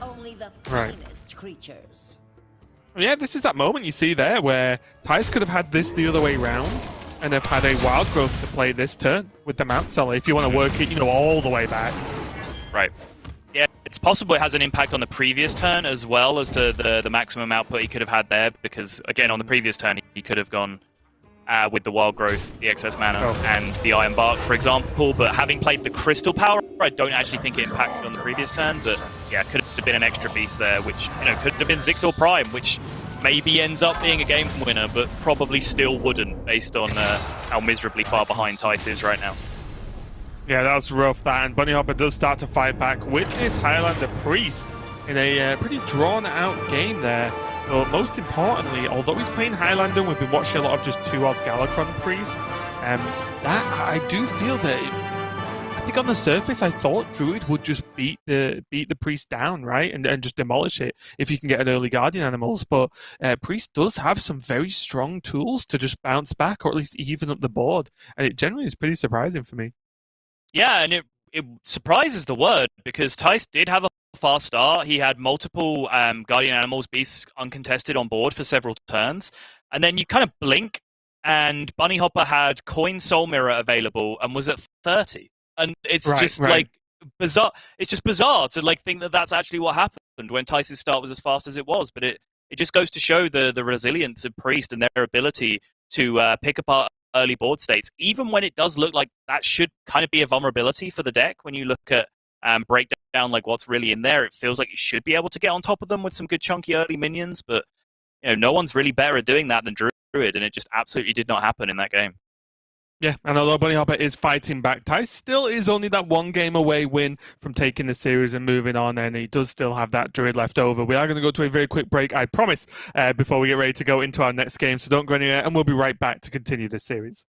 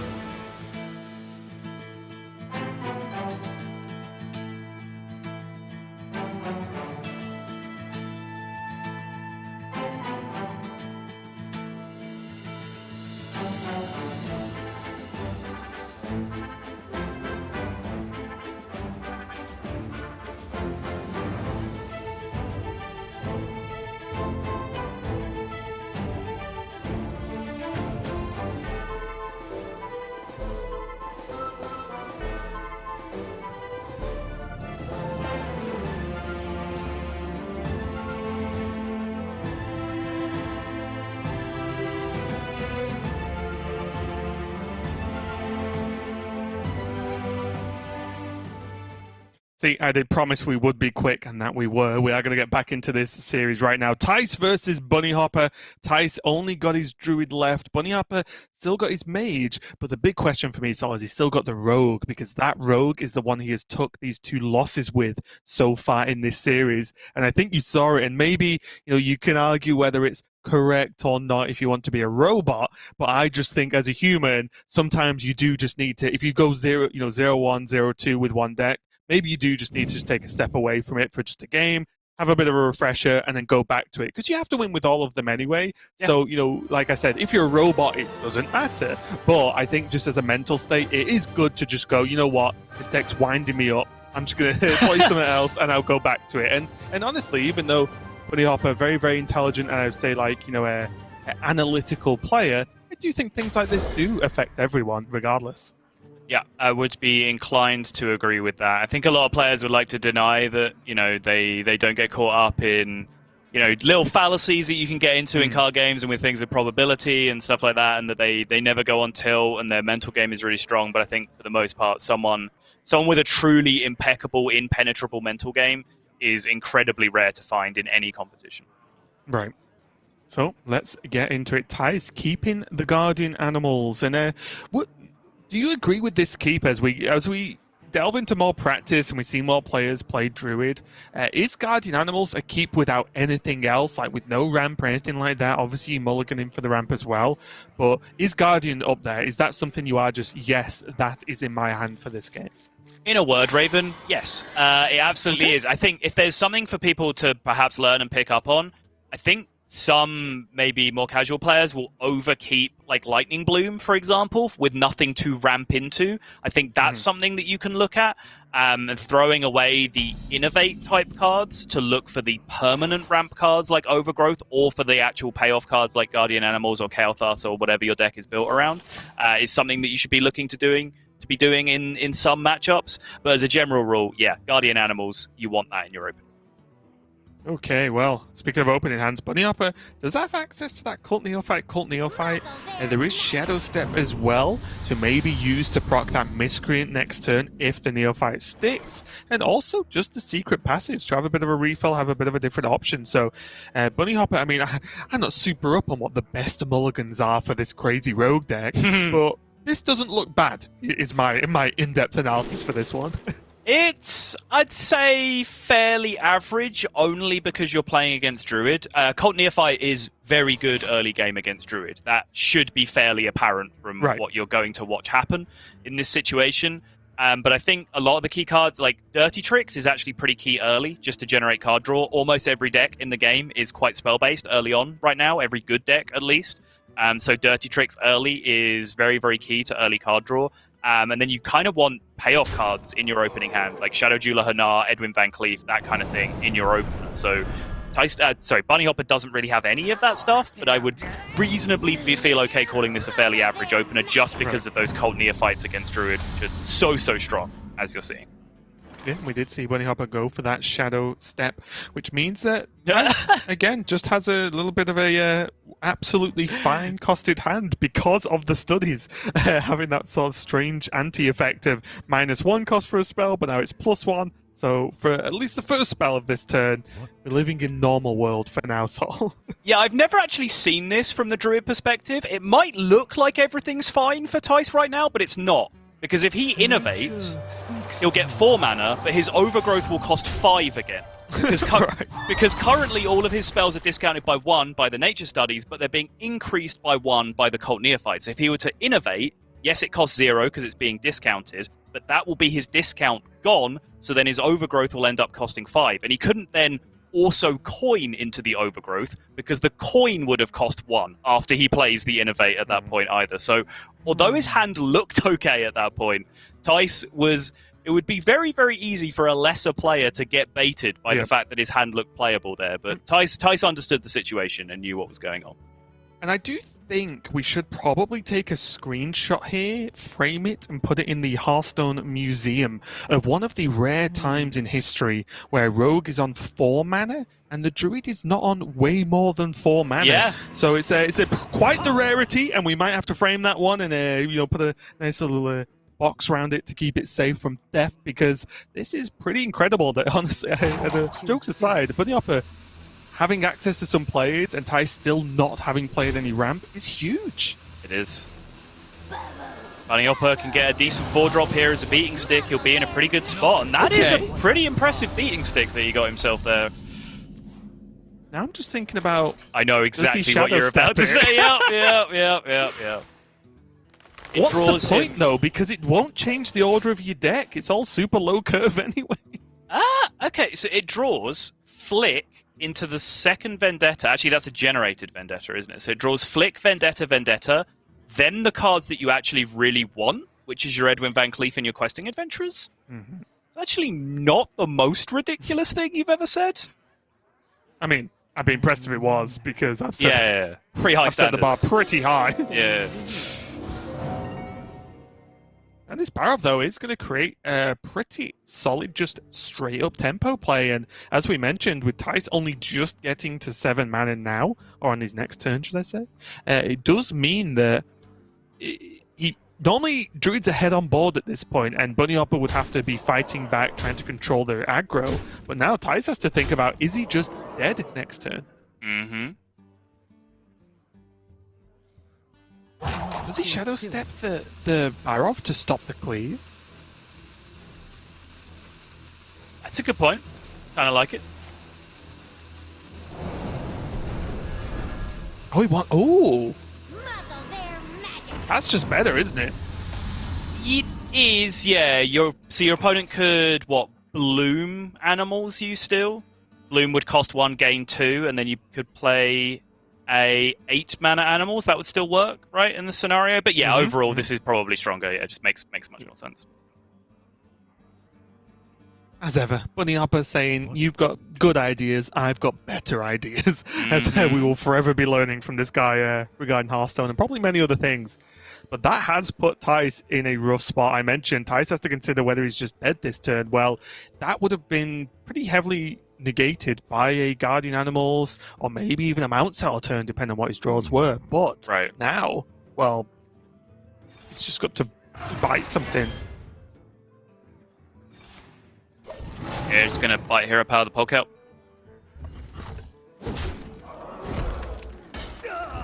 What's that, 15, 16 with a dagger? And there's a passage in hand for Bunnyhoppor. Is there anything you can actually get that makes up the difference? Yeah, there's not a great damage. There's not a great deal of direct damage, but you can generate it. You can, Lackey into shoot Lackey. You can One Thief into burn, all that kind of business. So obviously, as always is the answer with this rogue deck, is there is a way to find whatever solution you need to find. It's just not always immediately apparent. He does have spell damage as well, because the 4/4 is there, still having that spell damage effect. So that's true. Even if he gets a smaller, say arcane missiles, for example, it's going to push a little bit of extra damage. Oh, forgive me. Did you count the one from the weapon? I did miss the one from the weapon. Yeah, forgive me on that one. That's very silly of me. For some reason, I thought that was like an overkill ability, and it's just not. Well, good luck. You have to beat this board, and I get every card that you play to do it. Good luck. God bless.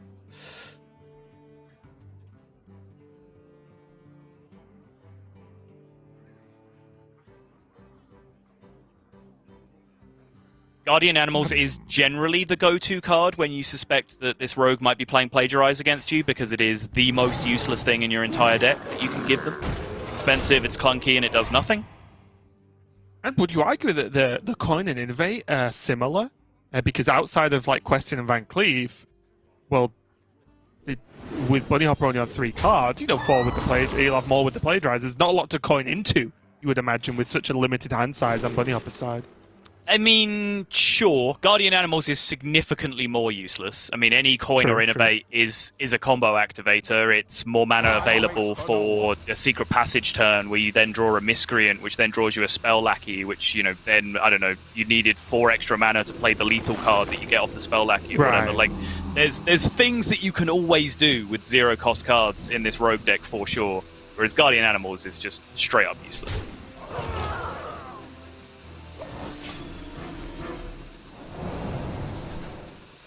Thijs Well, is looking very dead on board to me. Even the Crystal Power deal too, right? Flicks there as well. There's pretty much answers whichever way you look at it. And it looks like, finally, and good for Bunnyhoppor, he does get the win on this Rogue. So he can get the job done there. Even this series up to 2-2. And again, maybe just some relief there for Bunnyhoppor not be having his Rogues, 3-0'd on stream, basically. Because again, whichever way you cut it, however professional and however veterans these players are, just having that one deck you've chosen to submit get absolutely dumpstered on stream just is not a good feeling, right? It just makes you feel silly, even if you're not, and even if it's just one of those. It's just one series, right? You can lose 3 games with a deck. That's just the way it works. So yeah, it's gonna. Sorry, I was going to say, I think what would happen if he got 0-3'd with his Rogue on stream is that he would be streaming and having to answer questions to his channel about, wow, your Rogue really underperformed. Right. And he'd have to say over and over again, no, including the Swiss, I was 6-4. 6-4. It was a good deck. You just have to keep saying that over and over again because, yes, visibility-wise, the Rogue would have got farmed if he'd have potentially lost again there. But still, actually, right now, his record's 7-3 with the Rogue overall, which is by far, again, the best performing Rogue that we've seen in Europe. But even if he picked up another loss there, he still would have had a positive win rate overall with the Rogue, which still just makes it a good bring on average. So, yes, he'd probably feel like he had to justify it, but I think he'd still be right in doing so. And he'd just end up making an exclamation mark Rogue command to just explain it for him. But let's get into the final game. Then his chat would type exclamation mark Rouge because no one can spell the word Rogue, and it'd just all be a disaster, Raven. The final game of this series, Bunnyhoppor is going to be on the Mage for this one. Thijs once again on the Druid. And honestly, Saul, I still can't make my mind up about Druid. I know there are extremely powerful things it can do, but for me, is the deck as consistently powerful as people are made to feel it is, because it just feels bad when you lose against it and feels really good when you win with it, because you normally just demolish someone. But honestly, just as an ongoing deck in the meta, I still think there's a lot of work to do to be able to have it as a deck that does consistently win games. But the same could be said of Spell Druid last expansion, where a lot of people said the same thing. A lot of people kept bringing it to tournaments and at least doing okay. Yeah. And there's been a lot of talk, honestly, like Viper tweeted that he thought this was going to be a tier 3 deck within a week. He recently tweeted with screenshots where, Druid is towards the bottom of tier 2 on ladder stats right now and sort of says he's feeling validated about that. I know Bloodyface tweeted as well that he felt like Druid wasn't that big of a problem and that people kind of needed to watch GM to start to find some deck lists that could consistently beat Druid, and that they were kind of missing out on a bit of net decking because the good players were keeping their deck secret right now, which is kind of coming to fruition as well. We're certainly seeing some decks move up in the rankings now, even moving past this metagame we have now, because weirdly, this metagame that you're watching is 2 or 3 days old already, which in the context of a new expansion might as well be 3 months as to how fast things move. So right. I think, overall the metagame is still moving very quickly, and now we're seeing Druids trying to react to that again with, say, Broom Druid, for example, coming back into the equation, and whether, Hunter Ace and Orange are onto something with that build of the deck. So still so far to go from both sides, both in the Druid builds and the anti-Druid builds on the other side as well. Right, and here so far, Bunnyhoppor getting off to a pretty good start, just getting some card draw there. The Firebrands are both not amazing cards to get this early, but also do have some way to answer, say, the stealthed minions from a blank Guardian animal, so one that is played, say, on an empty board where Thijs doesn't get to attack. Because obviously with Rush, if you just play a Firebrand and wait, then they can rush into it and kill it anyway. But overall, the hand's coming together there. Magic Trick has the Sorcerer's Apprentice now, can maybe throw down a Firebrand as a tempo, play Spider Tank, or just drop the Solarian just to get it on board and make Thijs think about his turn 4 play. Does he want to Overgrowth, or does he want to deal with a Solarian? Yeah, I think that was all very eloquently put here. I think a play that maybe Bunnyhopper's hand is missing right now is Shenvala on curve, because that's something that I really love doing in this scenario against Druid. Right. You imagine this dilemma that you described of is Thijs okay overgrowthing here and taking a bit of damage? Yes, absolutely he is. upgrade this to a Shenvala instead, suddenly they have a much bigger problem about whether they're going to skip their turn and ramp in that scenario, because suddenly they could be looking at Sorcerer's Apprentice and then generating 2 or 3 5/5s on the very next turn. So making those early tempo plays against Druid can end up being really key. It's just a lot of the time they have to be slightly more impressive with Firebrand. What to do? What to do? And decision points already here for Bunnyhoppor. He doesn't have a great payoff for Apprentice, so I do think this is going to be a moment where he takes it a little bit slow. Yes, the spell burst effect has gone now from that Firebrand, but that's a sacrifice Bunnyhoppor is willing to make. He has a second Firebrand plus spells if he wants one to go off next turn into the Guardian Animals. So I think this is still okay, but very quickly we're going to see Bunnyhoppor get to the point where he has to make a turn, right? You can't just sit and let Druid be Druid. So there has to be a response here. Here's the Guardian Animals. He doesn't get the cleave, which means it's just going to have to be a double attack. But now Thijs has got access to all of the cards for the rest of the game he will need, in terms of card draw at least. And suddenly, game on against Bunnyhoppor. He has to respond to this. Yeah, and I think all things considered, I'd take the Twilight Runner there over the Cleaver. If you were to give me one or the other, I think I'd rather take the card draw, even with double overflow in hand, because you can see what it means is that Thijs does not have to take a turn off to play overflow at any point in the near future because of all the resources that he's already gained just from that one attack. And taking a turn off to play overflow is probably not going to be a realistic proposition for him the way that this turn is going from Bunnyhoppor, because he has snapped a Sorcerer's Apprentice. And if you didn't think that Bunnyhoppor was capable of making a snap decision into a high APM turn, you are very wrong. He knows he is a good Hearthstone player. He knows sometimes he cannot afford to sit and think for 70 seconds before he takes an action, and he recognized perfectly that this turn was one of those times. Yeah, I want someone with way too much time on their hand to make a graph that charts the average, button press speed of Bunnyhoppor throughout a game of Hearthstone, and I will guarantee this will be the highest single spike we maybe have ever seen, because that was the fastest I've seen Bunnyhoppor move ever. Sorry, you said someone with too much time on their hands to do that? Is that what you said?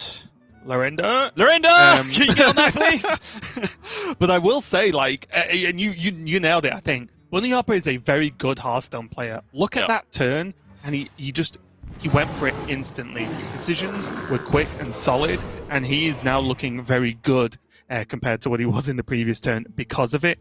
Does it hold on? I don't know versus a second Animal Companion, but that was one of the more confident turns I've seen from all of the mage players so far. Yeah, and that's what I was about to add, is that I wasn't tracking the turn completely because I was kind of listening to what you were saying, but we've seen a lot of those turns be executed kind of questionably in terms of sequencing and so on from a couple of other players. So from Bunnyhoppor's perspective, that turn looked really smooth, beautifully executed, and beautifully sequenced. So, on top of it being sort of out of character for him compared to everyone else, he did seem to be have the greatest handle on how to execute the turn. And if Thijs can't put together any kind of full clear here, then he knows that there's more Conjurers calling in his future. And I think this is a place where this particular build of Druid, which I have said, I am on record saying I'm kind of a fan of them slimming down the Druid into this, leaner Mount Seller build, and I will stand by that. But I do think this is where it can start to fall over, is that when your opponent does hit power plays against you, Malagos Druid or Survival Druid has the ability to just say no and just blow past you and do even more powerful things than you just did, and just essentially play chicken with you, right? And just say, no, I don't care about your powerful thing, I'm going to do my own powerful thing. This version of Druid doesn't necessarily have that same power level in it to be able to do that. I will say as well, is Curlfang really becoming the new MVP from these Conjurers calling? Because I feel like every time we see it, it's like, that's insane! Does he just win the game? Because it's been so highly impactful, not only because it's high upfront damage, but the taunt afterwards is huge. Yeah, it turns out when you don't have to pay for it, the intention of this card works perfect. Like, the intention of this card, obviously, is, like, it has a huge amount of attack, so it's a threat that needs to be dealt with, but then when your opponent deals with it, they create a problem for themselves because it has Taunt. Right. The problem is that it just costs way too much for that to ever be relevant, but when you get it for free, yeah, sign me up. This is a hell of a Hearthstone card.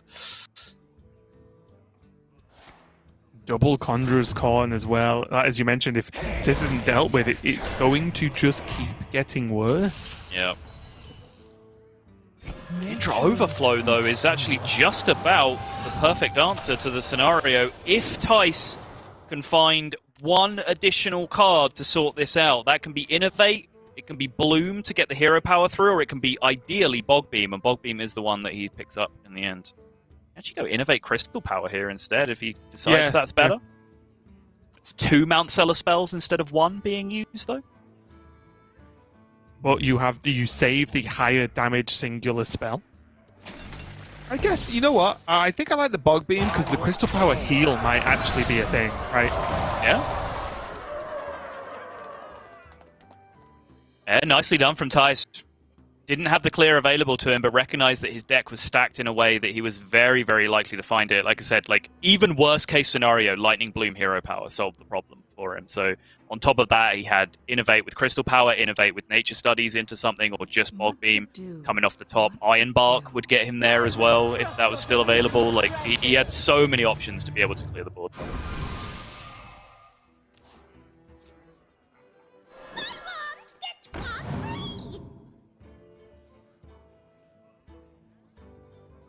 Suddenly, a game that looked well and truly over from the mage side of the board is suddenly staring into the abyss.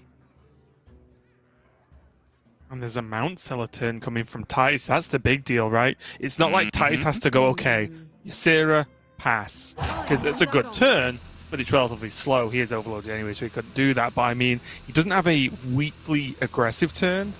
Whereas Bunnyhoppor needs to pull something out of the bag because this Mount Seller might clear up this board and create a wave of threats that, frankly, Bunnyhoppor just doesn't have the ability to deal with.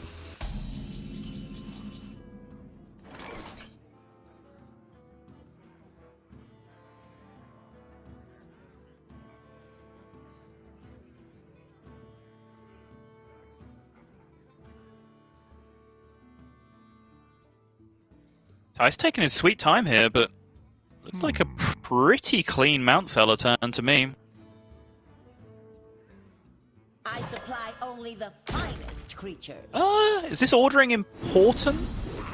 He could Vape first and then Nature Studies in case he gets a card from this that's exactly costed that he wants to like innovate it out while costing 1 less. Sorry, that's a horrible explanation, but I hope you understand what I mean.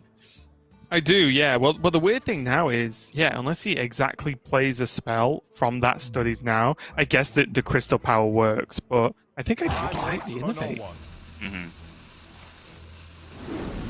Because, yeah, if he'd Innovate first, then Nature Studies, he could have played Breath of Dreams that turn instead of the Crystal Power. For example, now I think Crystal Powering instead of Breath of Dreams there was better for that turn, but that's just an example of something that the Vape first would have made possible. Whether or not you do it there, I'm not entirely sure. Okay, very manageable there now from that Devolving Missiles. He could arguably even go again if he wants to, but I think knowing there's another Mount Seller, knowing there's the Ysera there, that there could be some things kicking out that you need to punch through, it's probably worth keeping hold of the second Devolving for now. It was pretty solid, reducing that down to a Gadgetzan. Yeah. Did miss the Mukla though, which is a bit of an issue. So I think he will be ripping it again, and he is. Okay. Still not quite solving all Bunny's issues. This Firebrand, right? I think this might be a Cyclone turn. Yeah, oh, he's just gonna go Raisin Cyclone instead.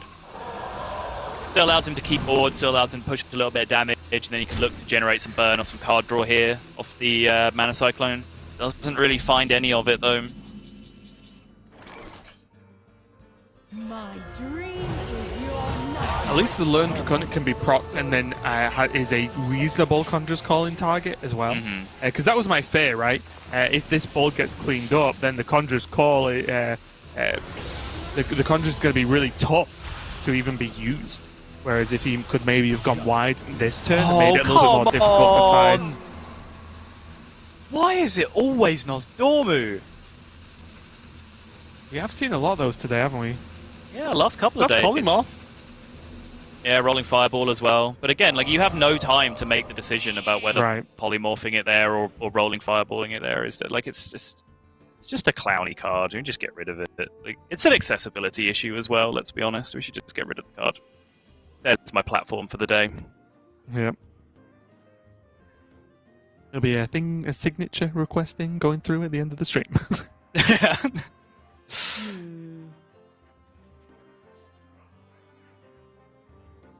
But again, rolling fireball is there, but how much does it do? Again, I don't know if Bunnyhoppor can actually proc the Learn Draconic without Conjurers in the same turn, because then that worries just back once again, where if it gets cleaned up, then his Conjurers are just sat there doing absolutely nothing. So I think he has to weirdly wait, or Conjurers calling like the Firebrand, I don't know. I'm just going to keep going removal, and I'm kind of on board with it. He does generate the extra 6/6 here, obviously, by finishing out the quest. So he is still quite a way ahead in terms of representing pressure. He doesn't necessarily know that Thijs has access to immediate card draw. Obviously, the portals are just on top of Thijs' deck. Right. So, of course they are. Why wouldn't they? Actually, with that many balls in, I'm actually surprised it was only one track. Yeah, I know. To be fair, he's only drawn, what, 2 off 2 draws so far, which is below average with the amount of cards that he has left. Wait, no, it isn't.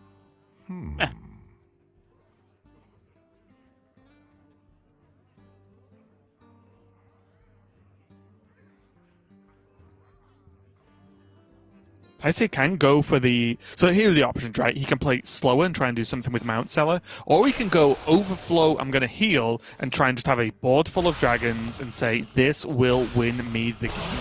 Because if it doesn't, and say Bunnyhoppor can get hold of some freeze, then Thijs is going to start taking fatigue damage, and it's not like his health is looking great already. Right.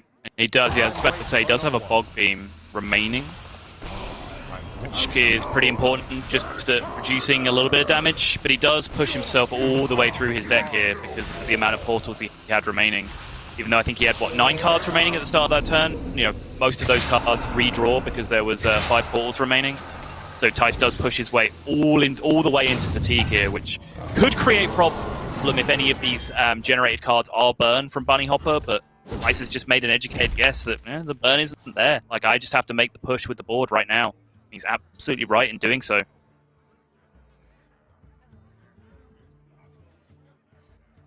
This is not it for Bunny. 3, 5, 6. He needs 8 damage. Has 0 spell damage right now. So if he goes Primordial Studies, 0 cost Lab Partner. Primordial Studies, 4 cost Azure Drake thing. He does have Fireball Man, as that would be lethal. But I now no longer think that's possible. Spell damage plus 3, spell damage plus 1, Frostbolt? Yep, I think that's the correct pick. Finding out. But nope, that is no spell discovery. Which creates a bit of a problem. Yeah. And this is when it pays off. When there's no freeze available, then the make a board full of dragons does help. And activate the 5/6. Dude, Arcane Watcher! Popping off! I was playing a deck, Kranich, now that he's returned to Hearthstone. I was playing a Shaman deck that was spell damage. Okay. With these things, it was sick. He'd get the Diving Griffin. I think in the end, Bunny decided to Conjurer's Calling on his 3 drops there to look for Wolf Riders and Rush Minions. Right. As found, but was not able to quite get over the line in the end. Just ended up just that little bit short. Yeah, there were so many outs. Obviously, you heard me going pretty deep into the tank, looking for like Steward of Scrolls, which I think is actually the name of the card. Someone could confirm for me. Not Azure Drake thing. Yeah, 5 mana new Azure Drake thing. Finding like 1 additional spell damage plus the spell damage you get from that plus the spell discovery and whether you can still squeeze in lethal in that. And then Bunnyhoppor, I think, went for that kind of thing, which may have still been possible with the Tricaster, but then having whiffed on that, looked for Wolf Riders and maybe Raid Leaders and kind of other stuff that he could get off the Conjurer's Calling on a 3-drop. which was a good out to explore as well. So, Bunnyhoppor right up into the last was playing to his outs, but Thijs absolutely did that the turn before as well. Like, it might look like a strange thing to just completely all in against such a small amount of burn from your opponent when they have generated cards, as Thijs did on the previous turn with the overflow. But I don't really think he had a better option than what he did in that scenario. And there was a couple of spots where Thijs had some really nice moments of recognition in that last game, or in that series as a whole with Druid, in fact, was just able to get over the line. And now, Raven, it's going to be the G2 mirror match of RDU versus Thijs. Great friends, long-time practice partners, sometimes rivals, and of course G2 teammates as well. They are going to be playing it out for a spot on Sunday. Yeah, really exciting face-off, honestly, because it's not often we get to see them play against each other. And honestly, RDU and Thijs, although they've been doing okay, in the previous Grandmasters, they've not been doing anything crazy, right? They've not been top of that list. We haven't been sat here going, wait, is Thijs just the best player in Europe? Is RDU just sitting number 1 in Division A, for example? Like, it's just not been happening recently. So now, just to see them both face each other, and potentially, one of them is going to make it to Sunday, is pretty hype, and I am looking forward to it. Before we get into it, we do just need to give them just a little bit of a break before they get ready for their match. So don't go anywhere, and we'll be right back to kick off the match.